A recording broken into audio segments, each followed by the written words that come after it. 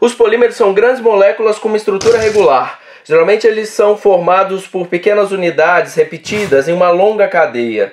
Eles formam algo parecido como uma rede ou uma corrente.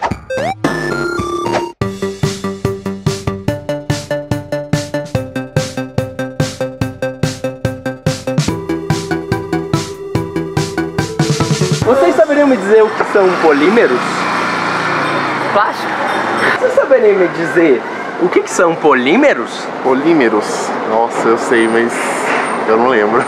Eu estudei já, mas eu não lembro. Você sabe o que é um polímero? Sei. O que é? É um monte de bolinha pequena que, tipo, dá pra fazer o DNA com elas. E a garrafa PET também é um polímero. São substâncias compostas por carbono, não é? Polímeros? Cara, acredito que não vai saber na área da química, né? Que é do plástico. Acho que esse é o mais que eu sei. Você saberia me dizer o que são polímeros? Não faço a menor ideia. Não faz a menor ideia? Um ótimo exemplo do que seriam os polímeros é a sua comparação com o trem. Por exemplo, os vagões seriam os monômeros, as pequenas partes, as moléculas menores. Essas moléculas, os monômeros, que formam o trem inteiro, Aí são os polímeros, as macromoléculas. Polímeros são chamados macromoléculas. Imagina uma molécula muito grande. Para tentar deixar bem claro, né? Imagina um espaguete. Então você tem átomos que se juntam a um para formar um emaranhado de átomos muito grandes a tal ponto da gente ter uma estrutura sólida.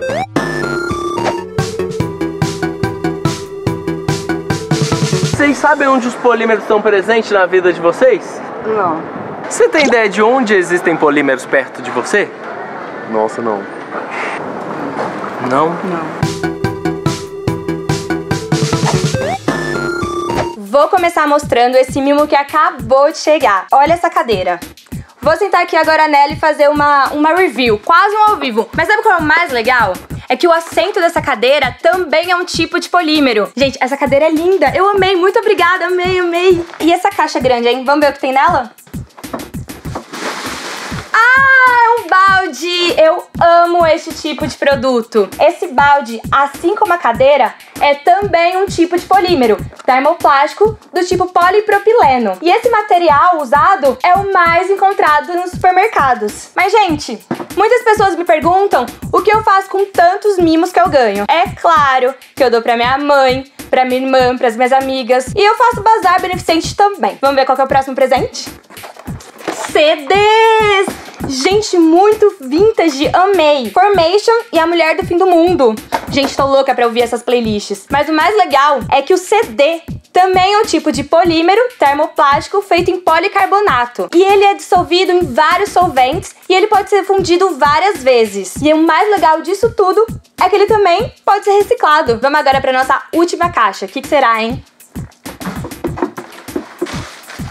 Uma frigideira Teflon! Na verdade, o Teflon nada mais é do que um polímero politetrafluoretileno. Ele é um plástico muito resistente e ele é usado para revestir diversos utensílios domésticos. Ai, eu amo aqueles vídeos que mostram as panelas que as comidas não grudam, sabe? Ai, pisa muito! Amei, amei, amei, amei! Muito obrigada! Então foi isso, meus amores! Eu amei o recebido de hoje e espero que vocês tenham gostado também. Continuem ligados aí no Mutatis Mutandis, porque tem muita coisa bacana por vir. Um beijo! Também encontramos na natureza polímeros incrivelmente aprimorados, como o DNA, que coordena o desenvolvimento e funcionamento de todos os seres vivos, a celulose e proteínas, que são de extrema importância para toda a vida na Terra. Ai, que lindos eles são! Você sabia que já é possível a aplicação de polímeros na eletrônica? Os mercados mais promissores no momento são os microdisplays e as mais variadas etiquetas. E a UFOP é pioneira nesse tipo de pesquisa. Toda vez que a gente tem a ideia de polímero, a gente tem a ideia do material isolante. Isolante elétrico, por exemplo, né? Você tem um fio e a capa desse fio aí protege do indivíduo não tomar um choque. O isolante térmico também, né? A gente pode ter uma luva plástica de látex, alguma coisa, uma luva de uma forma geral que vai nos proteger a pegar uma coisa mais quente. Mas essa ideia começou a mudar no final da década de 70, quando observou-se que esses materiais, muitas vezes transparentes, flexíveis, né? Não só poderiam ser isolantes, mas também poderiam conduzir eletricidade e emitir luz. Então essa descoberta, a partir final da década de 70 até os dias atuais, faz com que os polímeros sejam hoje materiais utilizados como eletrônicos na indústria eletrônica. A isso se dá o nome de eletrônica orgânica. Então as próximas gerações de tablets, smartphones, grande parte deles são com esses materiais orgânicos, poliméricos, que eles podem emitir luz, conduzir eletricidade, serem isolantes, inclusive, né, que é a base deles, e que eu posso dobrar. A tendência, vindo de uns 5 anos para cá, e a tendência nos próximos anos, é que esses materiais estejam presentes cada vez mais no nosso dia a dia. E eles já estão presentes. Hoje, se a gente observar grande parte dos smartphones, a tela dele é chamada de AMOLED, ou AMOLED, que a gente fala, né? E esses AMOLEDs são os polímeros de matriz ativa, já são materiais poliméricos com essas características. Então, por mais que isso seja visionário ou seja de ficção, grande parte de nós hoje já tem presente eles no nosso bolso com os nossos smartphones. Neo Sticker, Sun Sticker e Rad Sticker. A gente está aqui no LAPEN e agora a gente vai conversar com a Mari. Mari, fala para mim o que você faz aqui. Então, eu fiz o meu mestrado aqui em Física de Materiais e hoje eu faço doutorado na biotecnologia. E aí eu desenvolvo um sensor para radiação ionizante, que é a radiação que é usada no tratamento do câncer. Fala um pouquinho para mim qual é o nome dele e para que ele serve. O que eu trabalho, ele chama Rad Sticker. Só que aqui no LAPEN são desenvolvidos vários outros sensores, tem o Neo Sticker, o Sun Sticker. Eles são todos assim, parecidos, porque eles têm o mesmo princípio de funcionamento, mas cada um tem uma função. E aí, falando desse funcionamento, qual que é a tecnologia utilizada para que ele funcione? Então, a gente usa uma classe de materiais que chama polímeros conjugados. Que são polímeros que eles têm uma propriedade que eles perdem a cor, eles mudam de cor conforme eles são expostos a diferentes tipos de radiação. Então, por exemplo, a gente tem o Sun Sticker, que ele vai mudar de cor quando você está exposto à radiação solar, a radiação, né, UV do sol. Então você pode usar isso para proteger sua pele e tudo mais. A gente tem o Neo Sticker, que é usado para fototerapia, que é quando o neném nasce com icterícia, aquela doença conhecida como amarelão. Ele precisa fazer um tratamento com banho de luz azul. E aí esse selinho ele permite que a gente saiba que o tratamento está sendo feito de forma correta. E o Rad Sticker, ele tem esse mesmo princípio de funcionamento, né, do Neo Sticker, só que para radiação ionizante. Então, quando uma pessoa está fazendo um tratamento do câncer, a radioterapia, ela coloca esse selo e ela sabe que aquela radiação está chegando de forma correta até ela e o tratamento está sendo feito de forma correta. Porém, quando ela é usada de forma errada, então quando tem uma dose errada, ela pode provocar doenças no paciente ou não tratar a doença que ela se propõe a tratar. Então, a gente, com esses sensores, a gente quer diminuir esses efeitos. A gente quer que o tratamento seja feito da forma que ele tem que ser feito. E aí eu tenho uma pergunta. Eu acho que o caráter social desse tipo de trabalho fica claro. Mas qual é a ligação de todo esse trabalho com a ciência feita na universidade? Então, eu acho que aqui a gente tenta pegar tudo aquilo que é, né, mais... que as pessoas veem como complexo, né, toda aquela ciência básica, e transformar isso, então pegar a química orgânica, a física, né, elementar, assim, e usar tudo isso para uma aplicação que vai chegar para as pessoas da sociedade. Então, é a ciência transformada em produto, transformada em benefício para a sociedade. Massa demais.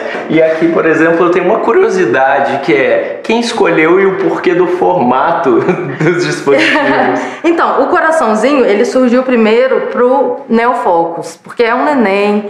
A gente sabe que as mães, elas ficam muito tristes quando, né, o neném tem que estar passando por esse tratamento logo tão cedo. E a gente quis colocar uma forma que fosse uma coisa amigável, assim, uma coisa que mostrasse que a gente quer levar a ciência pro bem do neném, assim, que seja uma coisa que mostre um carinho, assim, mesmo pra mãe. Então a gente fez pela primeira vez na forma do coração, com esse sentido, E a gente percebeu que a gente pode fazer em diversos outros formatos. Então, por exemplo, o Sun Sticker a gente fez nesse formatinho de flor, a gente pode fazer em formato de sol ou de estrela. E também tem a possibilidade de fazer em 3 dimensões, né? Então a gente pode dosar o campo de radiação, que seria uma outra aplicação. Então a gente consegue, esses materiais permitem ser feitos tanto em papel quanto em matriz polimérica. Então eles permitem que a gente faça de diversas formas, em 2 ou 3 dimensões, e eles são luminescentes, né? Então eles, quando eles estão expostos à radiação, eles mostram uma emissão de cor muito bonita, e é essa cor que ele vai perdendo assim com o tempo, e é o que mostra que a radiação está chegando até ele. A gente usa esse material que ele é vermelho, e aí ele vai perdendo, conforme ele vai ficando exposto à radiação, ele vai perdendo, ele vai chegando para um alaranjado, amarelo, até ficar um transparente. Então, a gente pode adicionar alguns corantes para que no final, em vez de ficar transparente, ele fique verde ou fique azul, da forma que a gente desejar e dependendo da aplicação, né, que tem. Neolight e Neofocus. A gente está aqui agora com a Gisele e ela vai explicar como funcionam outros 2 dispositivos. Bora lá? Bora. Gisele, o que é o Neofocus e o que é o Neolight? Bom, primeiro eu vou explicar um pouco sobre fototerapia, né? Só para ficar um pouquinho mais claro, que é um tipo de tratamento que alguns recém-nascidos são submetidos por apresentarem níveis altos de bilirrubina, que deixa a pele dele amarelinha. Então, o tratamento mais simples seria um banho de luz azul. E então veio a ideia do Neofocus. Basicamente ele receberia a luz vinda de cima, né? Então teria só o contato superficial. E a proposta agora do novo Neofocus seria que ele tivesse um controle de foco, né? Que reconhecesse a criança. Que ele reconhecesse a criança e movimentasse de acordo com o movimento dela, para assim diminuir o tempo de tratamento. Só que é importante também que ele seja iluminado em toda a parte do corpo. Então, por isso que vem a ideia do Neolight, que seria a iluminação dessa mantinha vinda de baixo. E aí tem duas versões. Essa para acompanhar tanto o Neofocus quanto iluminar embaixo para aumentar essa dose de radiação e ele diminuir o tempo de tratamento, porque é importante também que ele receba no corpo inteiro, e de cima ele vai receber só a dose superficial. E preocupando um pouco, né, porque o tratamento é feito dessa maneira, a criança fica num berçário com óculos de proteção para não queimar a retina, e a mãe não tem contato com a criança. Então, pensando em tentar aproximar isso, porque acho que é muito duro, né? Que acaba de ter um nenenzinho e não poder ter ele perto, a gente está com essa nova ideia, que é fazer tipo um cobertor, que durante a amamentação a mãe poderá ter o contato com o neném, o contato visual também, que eu acho muito importante, e o tratamento também continua sendo feito. Quali Sticker. A gente está aqui agora com o professor Rodrigo Bianchi e ele vai falar um pouquinho pra gente sobre o Quali Sticker. O que é, para que serve, qual que é a tecnologia utilizada? O Quali Sticker nada mais é do que um sensor, um papel, um adesivo, que quando colocado sob o contato na pele, por exemplo do frango, vai dizer se a carne está própria ou imprópria para consumo. Então é um papel, simplesmente uma folha de papel impressa, que interage com o frescor da carne. E ao interagir com o frescor da carne, com a quantidade de bactérias na carne, ele vai alterar a sua cor.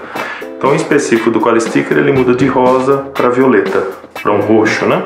Então, o consumidor pode ver, através dessa mudança de cor, se aquela carne está própria ou imprópria para ele consumi-la.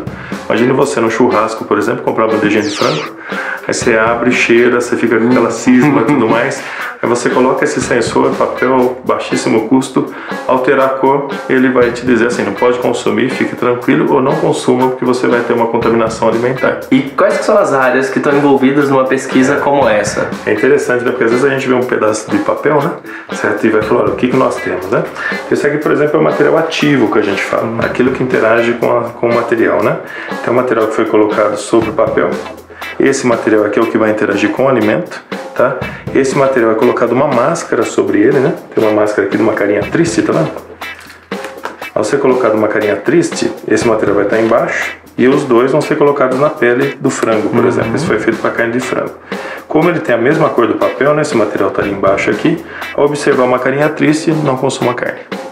E a gente tem para outros tipos de carne também ou especificamente? Esse aqui foi feito específico para o frango, né? Uma vez que o Brasil é o maior consumidor, o maior exportador de frango, exatamente pela... Quando a gente fez a pesquisa fundamental, nós identificamos essa substância química que tivesse uma cor parecida com a do frango. Certo? No caso de uma carne de boi, por exemplo, uma carne de vaca, você tem o sangue na carne de vaca, então ia contaminar o papel. Então a gente fez todo um processo de cor e de identificação de substâncias baseado na cor do frango. Uma vez que você conheça como o material interage com a bactéria, como o material interage com a carne, você pode criar agora e desenvolver novas aplicações, através do conhecimento fundamental, novas aplicações que porventura ainda não existem. Sensor de amônia e sensor de pressão. Cada espaço do laboratório é um universo. A gente está aqui agora conversando com a Alana e me explica o que é tudo isso aqui. Todos eles são dispositivos eletrônicos ou simplesmente sensores. Podem ser utilizados em várias áreas, várias aplicações e são feitos de polímero. Nesse caso é um único polímero e cada sensor aqui foi feito de uma maneira diferente. Então a gente tem o sensor feito em papel, temos também feito em um material que não é biodegradável, que é um resíduo da indústria, que vai para a natureza e não degrada, então a gente está reaproveitando, então tem um foco um pouco assim de sustentabilidade. Tem também com silicone, todos eles são flexíveis. A gente tem com fibra de açaí, que vem diretamente do Pará. Legal. E a gente também tem aqui em substrato em vidro, né? Feito em vidro. E aí, por exemplo, são sensores. O que esses sensores fazem? O que eles são? O que eles fazem? O de amônia a gente pode utilizar em granjas, porque o cocô, o xixi dos animais, ou de aves, ou de suínos, com o tempo vai gerando amônia. E a amônia faz mal para a própria saúde do animal. Ela é tóxica, faz mal para a gente, mas também faz mal para os animais. E aí a gente pode colocar dispositivos, sensores na granja, e aí quando tiver um nível alto de amônia, um nível que já começa a fazer mal para os animais, ele vai te dar uma resposta. Tanto colorimétrica, né, tanto mudando de cor e também uma elétrica, pode apitar, acender uma luzinha, aí você fala assim, não, essa granja já está contaminada, a gente tem que dar algum jeito, né, para manter a saúde dos animais. E também para indústrias, porque a amônia ela é utilizada para refrigeração. Pode acontecer vazamento. Quando vaza, como demora a sentir o cheiro, então até que todo mundo saiba que tem o vazamento, né, então já fez mal para o ser humano, para os trabalhadores. Então também o dispositivo pode te avisar. Quando chegar num limite de gás que já esteja no ambiente, ele te avisa e já todo mundo já toma as precauções necessárias. Já o sensor de pressão tem a palmilha, pode funcionar para sentir se a pessoa está pisando errado, um exemplo, né, que é bem legal. Também esse para palmilha, e a gente tem esse outro aqui que é feito com polímero, silicone e com a fibra de açaí, que aí quando aperta, né, quando comprime, ele vai ter uma variação na corrente elétrica. A gente tem esse outro aqui também, que ele é para como se fosse detectar o movimento. Então na hora que gira, não está bem encaixadinho, mas então ele vai também variar a corrente elétrica. Então dá para fazer luvas artificiais, assim, com vários sensores, né? Esse outro material aqui é o que é reutilizado da indústria, né, que vai para o lixo e não degrada, polui, porque são utilizadas toneladas. Então a gente está dando um jeito de reutilizar, recobrindo com o polímero, e esse material ele é impermeável, ele aguenta muita força de tração, de compressão, ele é anti-chamas, então assim, ele resiste às intempéries da natureza. massa demais da conta. É impressionante a variedade de possibilidades do que dá para ser feito com os polímeros, cara. É, meu caro. Captou todas as informações, então se liga na tecnologia, na eletrônica, na física e na química. Se liga na produção de ciência da UFOP, rapá!